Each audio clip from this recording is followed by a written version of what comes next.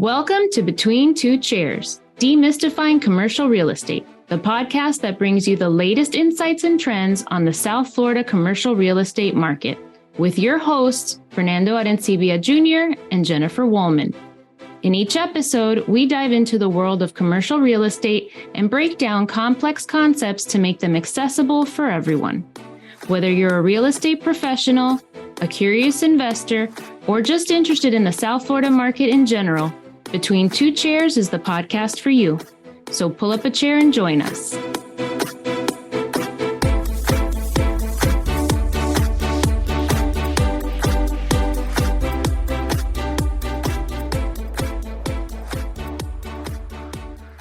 Welcome, everybody, to another episode of Between Two Chairs. My name is Fernando Arencibia Jr., and with me, as always, is the very sustainable Jennifer Wollman. Very reliable, very sustainable. Hello, everybody. He's only in this mood because yesterday was Earth Day, so he's feeling very sustainable. I love it. Well, I think that's a great topic for today. Tell us a little bit about what we're going to be discussing this morning. Or afternoon or night, whenever you listen to this. So we're going to talk a little bit about the different offices in Southeast Florida that are increasingly shaping a lot of the commercial real estate market related to resiliency policy, climate strategy, and regional coordination, because those three things down here are also a part of what is driving commercial real estate, not just supply and demand, population growth, and capital markets. A lot of it has to do with the fact that we've been dubbed by scientists and urban planners, et cetera, as ground zero for climate change. So because of that, the different counties and cities have started to really start thinking about what resiliency looks like. After Hurricane Andrew, Miami-Dade County initiated some of the strongest building codes in the country. Although that has made building in Miami-Dade expensive, I think it has served us well and is continuing to serve us well. We've also had cities that have had to do a lot related to flooding. Cities such as the city of Miami Beach put in pumps and raised roads, etc. Yeah. So I thought that would be interesting to talk about, since yesterday was Earth Day. Yeah. Just to talk about the different offices, kind of what they do, and why the commercial real estate industry should care or pay attention. Yeah. Well, let's talk a little bit about this Miami-Dade Sustainable Buildings Program. I understand that this is really, at its core, a lead by example program, right? Because it's applicable to county-owned buildings, public projects, public-private partnerships, and leased properties that are involving the county. So they're trying to set a standard for the entire market. So my understanding is that they are looking for what is going to be the long-term asset performance, right, of the property that they're building, making improvements on energy and water use, increase its lifespan, enhance its resiliency, and deliver what many believe are the economic and social benefits of sustainable building, not only from the materials that you choose, but the way that you design and you construct the structure. And I think they're using the standards of like LEED to really set the mark as to what it is that they're targeting, right? Correct. And it's not just the actual building and construction of it, it's also the operation of it once it's built. This program started in 2007, and it has, they're estimating that it saved millions of dollars in energy and water utility costs, but right. It's also, the designs also increase employees' wellness and interrelationship.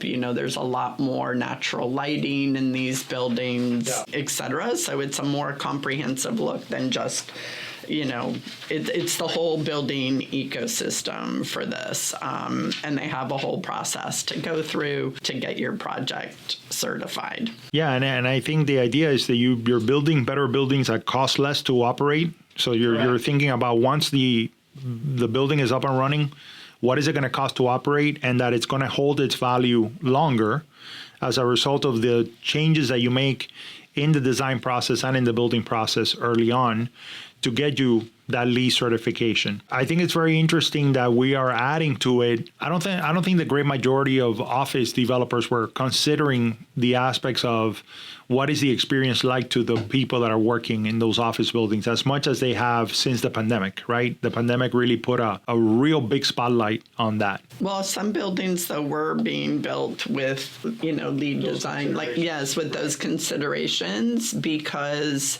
a lot of them found that they could actually get more, they got better credits with the county during construction. And not only that, they're also able to get better rents, right? Yeah. Because they had qualities that appealed more to the people who were occupying those buildings. So they were able to get, in addition to the benefits of the lower operating costs, they were able to get higher rents. But this sustainable building program isn't the only program in Miami-Dade County related to sustainability. They also have different programs like Resilient 305, which is a collaboration between the county and cities of Miami and Miami Beach. They have sea level rise and flooding initiatives, climate programs. They, things about extreme heat, because down here, especially in the summer, if it doesn't rain and we don't have cloudcast, we can hit some pretty hot days. So what do you do, to address that? And so they really encourage the tree canopy and building of tree canopy. And then there's a protection system that we spoke briefly about the issue with Biscayne Bay and water quality. Yeah, and I know that for a long time, some people like Senator Pizzo at the state legislature have brought up the issues of the sewer, the connection to the sewer lines, the septic tanks, all these other, things that are inevitably going to be a part of the conversation, moving forward. What do you think happens? I mean, have we quantifiably found that these LEED certified buildings, hold more value in the marketplace than what they call brown buildings? Yes, they have done studies on that. I don't have access to the study. I mean, I can Google it, but of course I don't have them. But I know when we first started, so I was on the Green Building Committee way back when for the county. And I remember it was a long time ago. I have to laugh, and I want to tell you, and I apologize to the listeners, but when you said they have done studies, I just remember that line from Anchorman where he goes, they've done studies, 60% of the time it works every time. I'm sorry. But so studies have been done, and we were looking at studies that were done in New York that they had done more along the LEED buildings like the Condé Nast building, et cetera. And now I'm really dating myself. I'm sure a lot of the newer buildings have much more recent data, but I don't have that. But yeah, they've quantified that for sure. And especially now they also have, as I was saying, they have different certifications for buildings that meet health and well-being within the building, right? In your experience and what you've seen and read, is it viable to make a brown building more green? So operationally, there are things that can be done, like if you're going to change out, an AC or lighting. Right. So there are things that you can do, but to try to go retrofit a whole building to make it, let's say, like LEED silver or LEED gold, I think that would be pretty difficult. But I'm not saying it can't be done, but it just becomes pricier than doing it from the ground up. But yeah, operationally, you could do some things, and I think it's easier to do that with some of the interior health and certification requirements, because it relates to lighting and air and the AC and those kind of things. A couple of years ago, Jennifer, the word du jour was about ESG. Everything was ESG, and how ESG was a part of underwriting by the banks, that all the stuff. It seems to over the last year and a half, that has, certainly dissipated. There's been kind of a changing of the guard in its approach. Do you think investors still should consider ESG in its evaluation and in making a decision to do lead generation, lead certified, and stuff like that? For me, it's not so much about the ESG as it is about the E, right? I mean, this is really about making your asset and your community more durable, more sustainable. And, when we did the Lorax side, we talked about stewardship. That's what's in it for me. That's what I think about it. And as an investor, I don't develop from the ground up, so I don't know from that side. But as somebody who invests, I would give weight to a building that's going to be operationally more efficient at the same time as being able to, charge higher rents. Yeah. So interestingly, many years ago, before it was finished, or right around the time when it was getting finished, I went to a developers luncheon that was hosted by FIU, and it was the Rylea group, and they were developing 1450. The Brickell, and 1450, one of the stories that he told was that there have been hurricane force winds in downtown and in Brickell. And when he drove around, he realized that there was a lot of glass on the floor because a lot of windows had been broken. Mm-hmm. And so he realized that he didn't want to build a building where that would happen, right? And so then he goes into this kind of like rabbit hole and realizes, I'm going to have to kind of develop my own glass. And they went to a company and developed their own glass. And then he spoke about, and this is before there was conversation about ESG. This is one of the first LEED, certified buildings in Miami. And, he spoke about the capturing of rainwater and the usability of that as a cooling system for all of the systems that were in place, making sure that there were generators, in the roof, so that, if there was a power down, people could still use the space. Speaking about losing and redesigning the space so that you would have higher ceilings, and especially in the lobby entrance and all that stuff, to accommodate what a lot of people saw as changes in the dynamics of places that people wanted to actually work in and wanted to be a part of. So the speed of the elevators, I mean, there was so much conversation about, reusing some of the energy that the elevators actually use when they're coming down. I mean, that was infinitely interesting. And it really felt like it was the dawn of a new era of looking at the structure and its function. Yep, their 1450 is gold LEED certified. And then another thing that's super interesting is the Miami Design District is the first gold LEED certified neighborhood in the world. The Miami Design District. Wow. Isn't that interesting? Yeah, and it's because they... And I guess it's the number of LEED certified buildings within a short space? It's the district itself that commits to sustainable practices through its development, and what it focuses on is reducing the carbon footprint by making it super walkable. So you have all of those walkways and cycling paths, the water efficiency that they put in. So they implemented landscaping and irrigation systems that minimize the amount of water used. There's a ton of green spaces, including green buildings, green roofs. I don't know if you've seen some of the vertical gardens on some of the buildings. Absolutely. And then a lot of the buildings, they're so unique, right? Each building has its own outer shell design, and a lot of those use recycled and locally sourced materials. So, and that's something that, again,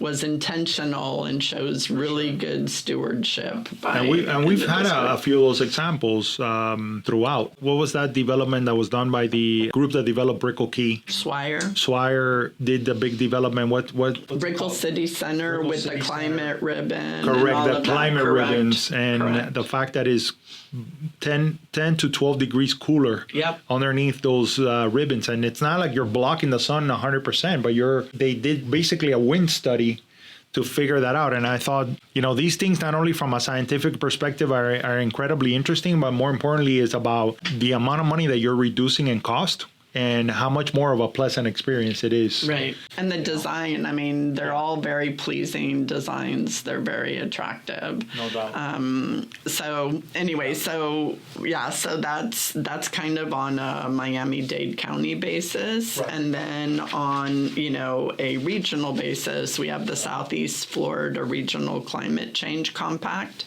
And that encompasses 4 counties, which is Palm Beach, Broward, Miami-Dade, and Monroe. 109 municipalities, 2 tribal governments, and that area. The reason it's so important is because those 4 counties and those municipalities are responsible for 33% of the state's GDP. And the fact that we always say Greater Miami, and we lovingly, to the chagrin of people in Broward and Palm Beach, say that Miami is basically Palm Beach down, is the fact that now these counties are working together, these cities and municipalities are working together to create the infrastructure required for resiliency. Well, I mean, it takes a concerted effort, right? And so I think the idea is to have that intentionality, that it's not only one area of South Florida that is pulling its weight. Correct. But that we're looking at developing a more sustainable, future, especially because what we have been experiencing for many, many decades has been growth.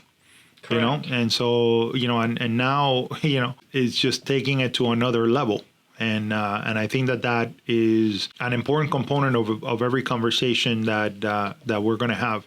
I mean, I remember, to your point, it's not only, and I hope that that's part of the conversation, it's also about the sustainability of the infrastructure itself. Correct. I remember many years ago, it might have been the Grosse Pointe Group in Coconut Grove.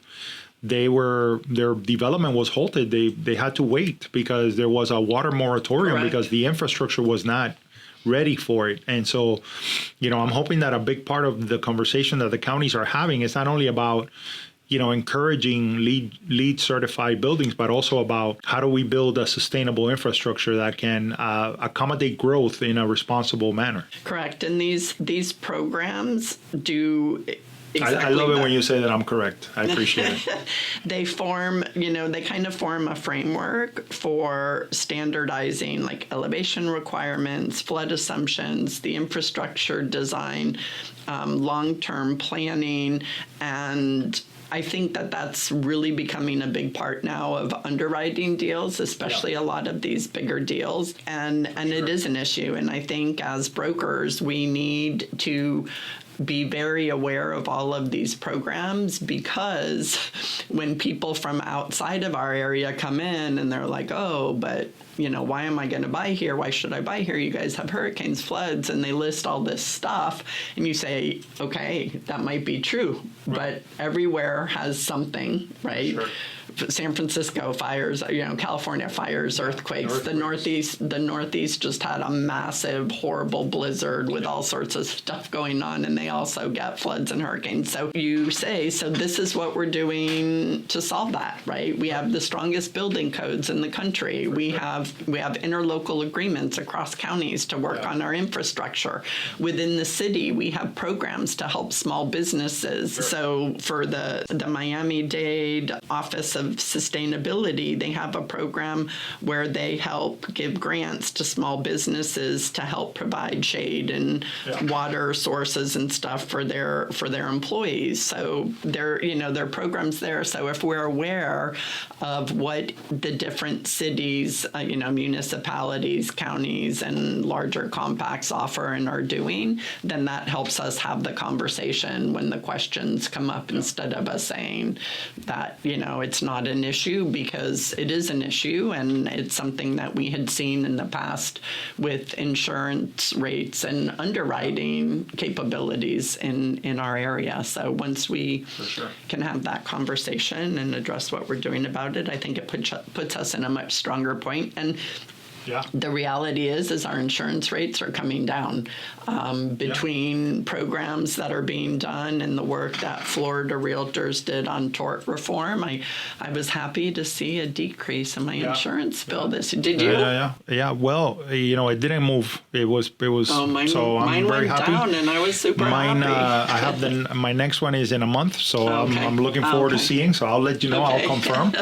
But I think that what you're mentioning is not only anecdotal to you, but I think it's what we have seen in the numbers overall, to the degree that we were very close to not having a market for insurance, overall. And now that you have 17 new companies that have come in, I mean, it makes a huge impact. It's interesting that you mentioned about the strictest building code, because in a lot of ways, I think that Hurricane Andrew, if you really were to look back, it's probably the impetus that started this process. It's 100% right? the impetus, because we had, so much of the damage was done because of shoddy building codes, right? Country Walk was decimated because people pretty much glued the roof down. Yeah.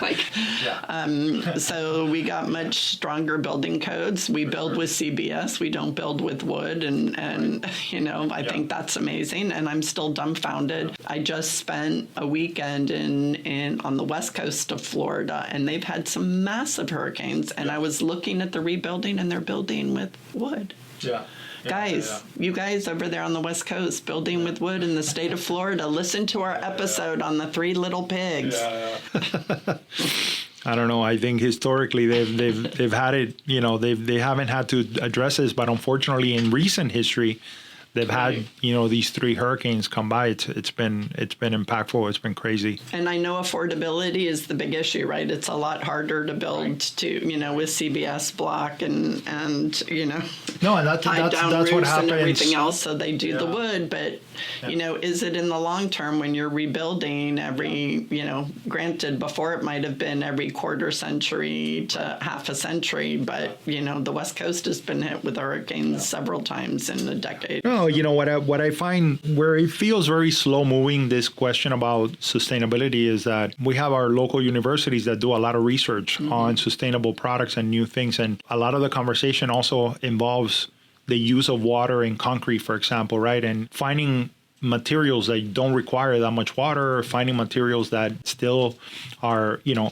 can sustain a hurricane, a class 4, class 5 hurricane. Sometimes where you find is, I've been on those presentations where you're like, wow, that's amazing. And this is incredible. And you could build and you don't need the rebarb. And, there's so much areas where you can cut costs, but we don't really see a lot of that make it to our construction. It just feels like whatever innovation happens, it is very slow to be adapted. And I don't know if that is a product of the zoning and planning departments not being open to that, or if it's just a product of almost like it's more of a prototype. I think it's the R&D phase, right? So the University of Miami's Department of Engineering that we did that tour of had that amazing, the rebar and the concrete block that you mentioned. But okay, so they test it, they design it, they play with it, then it probably needs to be further, tested by industry, who's going to, and then what does it cost to build it? Where do you build it? You don't have any history with it, right? So then it becomes,